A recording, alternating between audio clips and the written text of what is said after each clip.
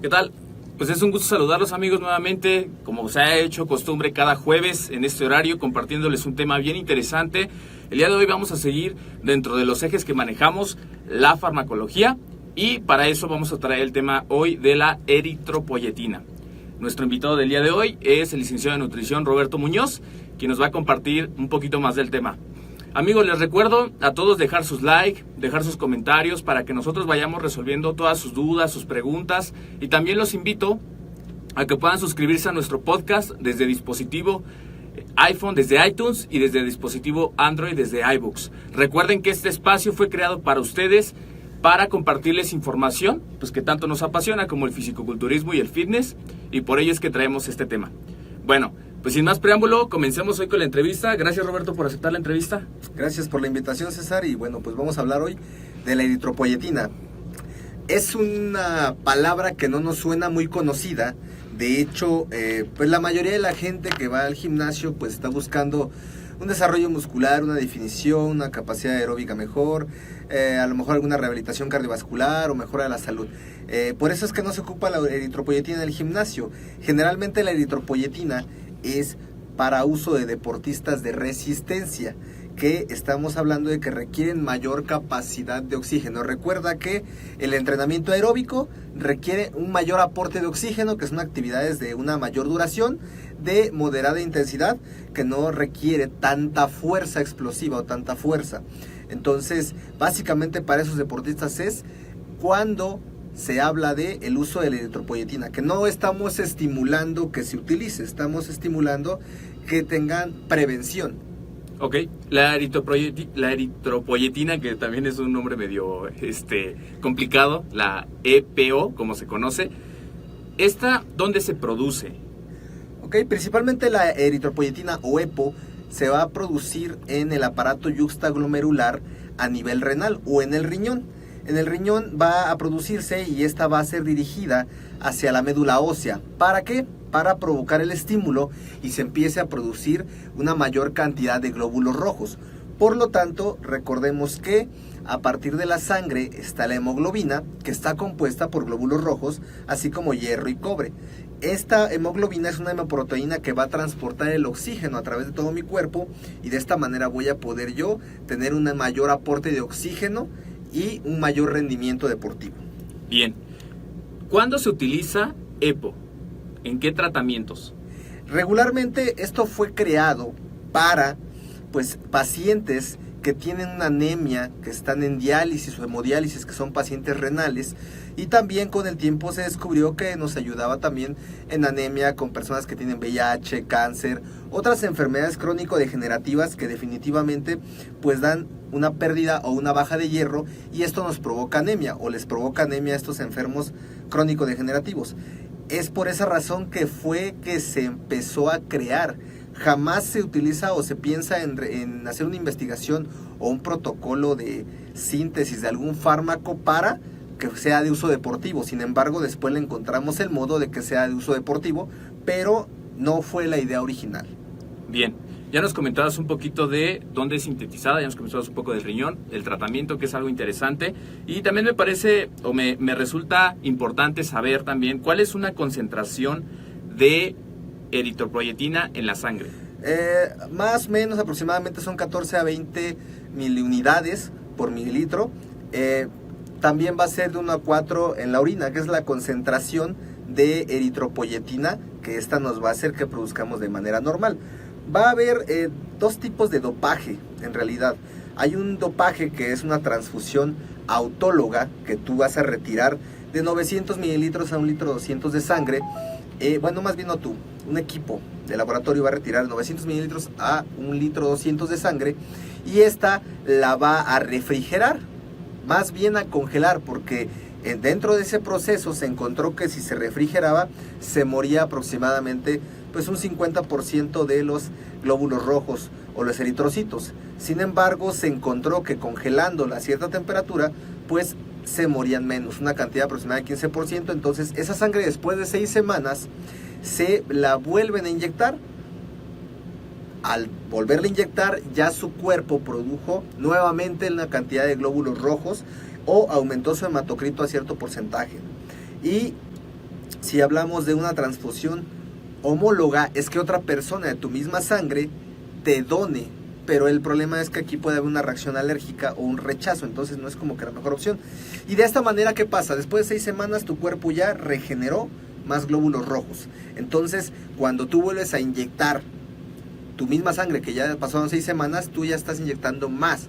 ¿Qué pasa con la sangre? Se hace más viscosa, se hace más espesa. Se tienen riesgos con esto, que pues pueden ser, principalmente va a ser un trombo o un coágulo y va a obstruir el flujo sanguíneo. Ok, esos podrían decirse efectos adversos, ¿no? Lo que está dañando mi organismo. La otra, entonces es una opción y una alternativa que utilizan deportes de resistencia, principalmente ciclistas, maratonistas, que es triatlón, duatlón o decatlón, que son generalmente actividades muy extenuantes y requieren mucha resistencia. Y bueno, sí les ayuda, pero existen riesgos. Ok, pasando un poquito al público con alguna patología, en este caso, por ejemplo, la gente con anemia, ¿qué beneficios le puede o puede recibir al inyectarse este tipo de sustancias? Pues el beneficio es que van a producir más glóbulos rojos, va a aumentar su hematocrito. Sin embargo, hay diferentes tipos de anemia, no todos tienen que ver con una baja producción de glóbulos rojos. Hay anemia hemolítica, que esto es por un rompimiento de eritrocitos, o puede ser microcítica, macrocítica, etcétera. No vamos a meter tanto en los tipos de anemia. Sin embargo, también tiene que ver con una deficiencia de hierro, que la realidad es que todo eso lo tienen que ver los médicos. No es de que, yo tengo anemia, voy a meterme eritropoyetina. No, simplemente con suplementar hierro puede mejorar, pero no es una condición que sea naturalmente posible ir a comprar y ya me lo pongo, porque en el mercado negro se consiguen muy fácil y no quiere decir que eso sea bueno. Incluso alguna ocasión en los cursos que damos me comentaba un alumno que él conoció a alguien que en su preparación de culturismo ya estaba deshidratándose, estaban usando farmacología, esteroides anabólicos, de por sí la sangre se hace espesa y todavía utilizó eritropoyetina. Seguramente, pues no creo que haya vivido, ojalá haya vivido la persona, pero eso es por la mala información que se tiene. Por eso es importante que pues ustedes conozcan más allá de lo que es una hormona testosterona, o en este caso la eritropoyetina, que es algo que comúnmente no se escucha, pero no quiere decir que sea de uso normal o que se requiera usarla. Se usa como alternativa porque quieren aumentar su rendimiento, pero generalmente son una pequeña cantidad de atletas, que son los menos. Incluso hay un estudio donde indica que murió una cantidad de holandeses, 16 aproximadamente en un mismo periodo, por un infarto.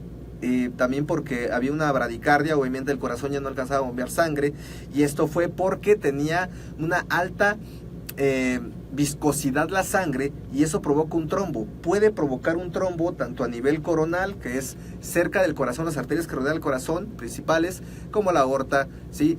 O también a nivel cerebral. ¿Qué puede pasar? La muerte, principalmente. O bien un evento cerebrovascular. Si ven, hay gente que tiene parálisis facial, o a lo mejor pierde la vista, o pierde el habla. Eso es por un evento cerebrovascular. ¿Qué es lo que me va a provocar esa viscosidad de sangre? Pues una hipertensión arterial. Y si una persona ya es hipertensa de por sí, todavía le va a aumentar más la presión. Ok. Siguiendo en este hilo del uso que los atletas manejan, ¿cuál sería un valor normal, hablando ya en el mercado, en los atletas? ¿Cuál es un valor normal para ellos? ¿Un valor normal de eritropoyetina? En un porcentaje de cuánto es lo que deben de consumir. Estamos hablando de, más bien yo creo que tu pregunta va hacia el hematocrito que deben de tener, ¿no? Así es. Te debe ser de un 42 a un 45% el hematocrito normal. ¿Cómo sé cuánto hematocrito tengo? Pues con una química, más bien dicho, con una biometría hemática. Con eso vamos a saber todo lo que es la cantidad de hematocrito, volumen corpuscular medio, etcétera, ¿no? Todos los cuerpos rojos, así como también los glóbulos blancos, también, que es importante para tener control también, o también poder saber si tiene una persona leucemia. Todo eso lo va a diagnosticar un médico, que tenga bien claro. Y el médico del deporte justamente es el encargado de todo esto a nivel deportivo. El hematocrito debe estar entre 42 y 45% para que la sangre realmente tenga una buena fluidez. Si tiene por encima del 55%, ya va a haber una mayor obstrucción, porque la sangre está muy espesa. Okay. Y el control de dopaje a nivel deportivo por el Comité Olímpico Internacional es del 50%. Si una persona supera el 50%, ya se va a someter a pruebas súper estrictas para saber por qué razón tiene la sangre más espesa. que muchas veces, pues bueno, tiene que ver con la cantidad de hematocrito o por la deshidratación, pero principalmente va a ser por la cantidad de hematocrito, que eso es lo que están midiendo. Ok, entonces resumiendo, de 42 a 45%, si excede más del 50%, esta instancia que nos comentas que es el Comité Olímpico de Estados Internacional. Comité Olímpico Internacional, pues prácticamente es no participación. Anulan al atleta y obviamente ya no va a participar. Y es más que nada por cuidar pues su salud, porque lamentablemente el alto rendimiento exige llevar tu cuerpo al límite y por esa razón pues se utilizan, no solamente es en el culturismo, lamentablemente es a nivel deportivo profesional completo. Cualquier deporte o en el caso del culturismo van a utilizar fármacos que pueden afectar la salud. Queramos o no, sí nos afectan. Ok. Roberto, ¿cuál es el máximo peligro de la EPO? El máximo peligro, además de la hipertensión y un evento cerebrovascular, es la leucemia, ya que la leucemia va a estimular y va a regular la producción en la médula ósea. Entonces puede haber una mayor producción también de glóbulos blancos o bien va a superar la cantidad de glóbulos rojos y esto va a provocar que haya una leucemia y eso pues prácticamente ya te vas pronto. Muy bien. ¿Por qué la EPO fue incluida en la lista de las sustancias donantes prohibidas por el Comité Olímpico? Principalmente por eso, porque al principio, el año no lo recuerdo, pero hubo un atleta que fue el primero que utilizó una cantidad extraordinaria de eritropoyetina y a partir de ahí se prohibió, justamente por esos riesgos que se tienen, porque puede haber un taponamiento venoso o arterial y esto va a provocar que la gente pues tenga un infarto. Entonces no es muy adecuado utilizarla. Y si lo llega a utilizar un deportista de alto rendimiento es bajo la supervisión de un médico del deporte, porque no es nada más me suministro algo y ya. Ok, bien. ¿Qué hay? Porque también hemos escuchado y hace un momento, bueno, antes de comenzar la entrevista me metí un poquito a investigar más allá y me resulta interesante saber sobre algo que se conoce como con las siglas CERA, que es lo que se conoce como la eritropoyetina de tercera generación. Pero me resulta interesante saber un poco más de esa sustancia. ¿Qué nos puedes platicar al respecto? Hay de primera generación, segunda generación y la más reciente y la más difícil de detectar es la de tercera generación. Okay. Generalmente la vida media de la eritropoyetina va de 6 a 42 horas, dependiendo de qué generación es. Generalmente la primera generación era como de 6 horas. Era difícil de detectar justamente porque tiene una vida media. Entonces después de 6 horas, pues ya no sale en el dopaje. La otra, la de segunda generación, duraba hasta 24 horas y esta última de 42 horas. Según nos indican la información bibliográfica, es que si hablamos de la de primera generación eran 150 aplicaciones, por ejemplo.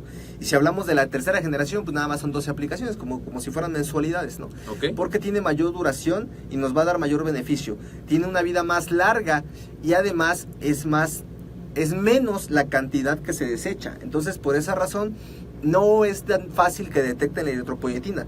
Sin embargo, cada vez se sigue sosteniendo medidas más estrictas cada vez para poder detectarla. Incluso los fabricantes, en este caso de cera, que es la tercera generación, pues cooperan con el Comité Olímpico para brindarle información de toda la estructura química y qué efectos o de qué manera lo pueden detectar mejor, justamente para evitar que haya abusos, porque está creado de manera clínica. No es que eso es en el deporte. Entonces, sí hay una colaboración entre los laboratorios con el deporte justamente para poder detectar más fácil. Ok, entonces hay 3 generaciones y en esta tercera, como dices, mayor duración en el organismo y menor excreción en la orina. Solamente es uso, como dices, mensual, 12 al año. Sí, es un ejemplo, porque depende qué cantidad vayan a utilizar. Hay quien va a usar más aplicaciones, pero eso depende del deportista y del médico del deporte que se lo recomiende. Ok. ¿Qué hay de la terapia génica? La terapia génica, bueno, justamente tiene que ver con eso, ¿no? O sea, de ahí viene el uso de la eritropoyetina, pero eso es más a nivel de la producción. Realmente meternos en ese tema no tendría como que mucho sentido, más que nada para al nivel del uso en el deporte. Ya eso es más a nivel, más en la formulación. Ok.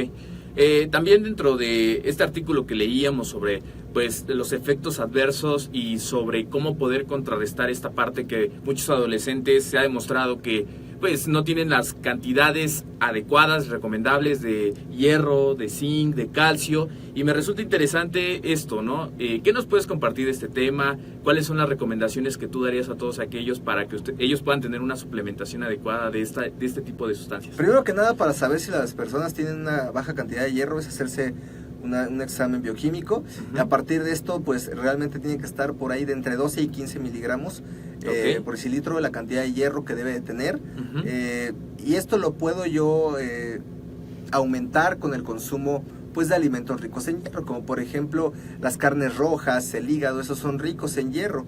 Y esto además, cuando tú pones a calentar o asar un trozo de carnes rojas, a la temperatura de la cocción va a perder una cantidad de hierro. Sin embargo, si tú acidificas el ambiente, ¿sí? Le pones, por ejemplo, limón para cocinarlo, se va a fijar la cantidad de hierro. Y esto, por ejemplo, en las mujeres es muy recomendable porque pues cada mes, ya saben, tienen su periodo menstrual, entonces están perdiendo pues una cantidad de hierro importante. Entonces, para que no vayan a caer en anemia, es importante que se mantengan pues con un buen consumo de alimentos ricos en hierro. Además, también productos enriquecidos o fortificados con hierro, y esto va a hacer que no tengan pues una depresión de hierro. Ok, además de las carnes rojas, ¿qué otro tipo de alimentos podemos encontrar el hierro? También en los frijoles, también pues, las leguminosas también tienen una alta cantidad de hierro. Sin embargo, hay dos tipos de hierro: el hierro hemínico, que se encuentra principalmente en las fuentes de origen animal, y el hierro no hemínico, que se encuentra en las fuentes de origen vegetal. Es más asimilable el hierro hemínico, el que se encuentra en los alimentos de origen animal. Sin embargo, es importante que su dieta sea variada, como ya hemos comentado anteriormente. Ok, esto de el EPO, que es relativamente nuevo, ¿verdad? Como sustancia cuando lo utilizan, pero pues hay mucha gente, como tú decías, que está desinformada, no tiene los conocimientos, y este caso que nos platicas de este chico que la depletación pues todavía hizo se inyectó este tipo de sustancia que puede ser pues mortal, ¿no? Este tipo de cosas. ¿Qué tú, como profesional de la salud, qué le puedes decir a todos nuestros amigos, toda la familia MED, que en algún momento han escuchado sobre este tema, tienen la duda y quisieran saber más? ¿Qué les puedes compartir? Bueno, primero que nada tienen que por lo menos hacerse un estudio bioquímico una vez al año para estar monitoreando no solamente el hierro, sino todos los niveles. También el hematocrito, también incluso la densidad de la orina, para ver pues también si se tiene una infección. También es importante que se esté haciendo un chequeo por lo menos semestral para saber cómo están, porque muchas veces no saben si tienen alguna enfermedad y pues simplemente piensan que están bien porque no se sienten mal. Las enfermedades crónico-degenerativas no duelen, simplemente se va desarrollando, hay una inflamación celular, se le llama muerte silenciosa. Cuando ya aparece diabetes, cuando aparece cualquier otra enfermedad crónico-degenerativa, es porque justamente ya se degeneró mi sistema. Ya realmente cuando tú ya empiezas a sentir estos signos y síntomas, o más bien sentir los síntomas, y cuando aparecen los signos, es cuando realmente ya está avanzada la enfermedad. Ya nada más tienes que mantenerla y es más complicado. Entonces, por esa razón, es bien importante mantenerse pues monitoreando. Además de que hagan actividad física, es decir, que hagan una mayor movimiento corporal, no necesariamente que vayan al gimnasio, porque hay gente que dice que no tiene tiempo. Entonces pueden ir a hacer un poquito de actividad física, aumentar, moverse más. Eso es lo que se pide. Ya si vas a hacer un deporte ya en forma, un entrenamiento como tal, pues es importante también que lo hagas. Y bueno, no caer en las recomendaciones del clásico instructor chochero. Si no se trata nada más de usar esteroide o de usar alguna hormona para mejorar mi rendimiento, o de usar insulina. No. A final de cuentas, esto sí lo utilizan los de alto rendimiento, pero es porque van sobre algo grande. Si te quieres ir a la playa, si quieres tú mejorar tu capacidad aeróbica, no tiene sentido. En resumen, entonces, la eritropoyetina es para producir una mayor oxigenación, al tener una mayor producción de glóbulos rojos, que de dónde proviene, de la médula ósea, que fue estimulada por la eritropoyetina, y la eritropoyetina a su vez salió de el riñón. En palabras sencillas, va a aumentar tu rendimiento físico en los deportes de resistencia o aeróbicos. Los que son ejercicios de fuerza, para nada. Ok, creo que la mejor explicación ya la dio, el resumen general. Y pues, como dice Roberto, cuando lo vemos de una manera pues lúdica, de una manera para nada más mejorar nuestra composición corporal, y lo vemos como un fin para mejorar y para mantener un estilo de vida saludable, pues no es necesario también este tipo de sustancias, ¿no? Es lo que entiendo. Cuando ya te preparas para una competencia, cuando ya estás tomando esto algo muy en serio, pues sí, acércate con un profesional para que pues él te pueda dar las recomendaciones que ya nos comentaba Roberto de manera general y tú puedas pues alcanzar tus objetivos, ¿vale? Pues aquí vamos a leer un poquito los comentarios que nos ponen nuestros amigos. Pablo Alan, que saludos Pablo, todas las veces que estamos transmitiendo estas pequeñas cápsulas, estás conectado. Muchísimas gracias por participar. Saludos Roberto, te mando saludos. Gracias. Daniel, saludos. Emilio, ¿qué tal Ahmed? Saludos. Te mandamos saludos Daniel, gracias por conectarte. José Sánchez Mora, saquen el EPO, atentamente Lance. No, pues no, la verdad te lo vamos a vender muy caro, entonces no. Ok, Luis Alfonso Cerratos, saludos. Y bueno, pues agradecemos a los miles que han dejado sus manitas, sus likes, que han compartido pues más de, pues ya perdimos los números aquí, son tanta gente que está compartiendo, les agradecemos mucho que se conecten y que bueno, pues sigan aprendiendo de estos temas que son muy interesantes. ¿Algo más Roberto que nos puedas compartir hoy? Nada más que pues cuiden su salud, no se dejen llevar por apariencias que ustedes crean que solamente la magia está en usar hormonas. Tiene que haber un entrenamiento, tiene que haber una nutrición adecuada, busquen asesoría profesional. Sí es importante que nos sigas, que escuches nuestros tips que te damos, sin embargo no hay como tener una asesoría personalizada. Entonces, pues para eso estamos a tus órdenes. Mi Facebook es Roberto Rocco y Roberto Ahmed, que el de Roberto Rocco no debía decirlo, ya lo dije, Roberto Ahmed, que son mis dos Facebook, y también Instagram Roberto Ahmed o Roberto Rocco, también estamos para servirles. Cualquier duda que tengan, con todo gusto, con toda confianza me pueden preguntar y bueno, pues estamos a sus órdenes. Muy bien. Y bueno amigos, pues esto sería todo el día de hoy. Los invito a que puedan visitar nuestro sitio www.amedweb.com para que se enteren pues, de más información relacionada a la nutrición, al entrenamiento, a la farmacología deportiva, al marketing digital deportivo y puedan así complementar aún más sus estudios. Pues un gusto Roberto y muchísimas gracias y pues, nos vemos en la siguiente emisión. Saludos.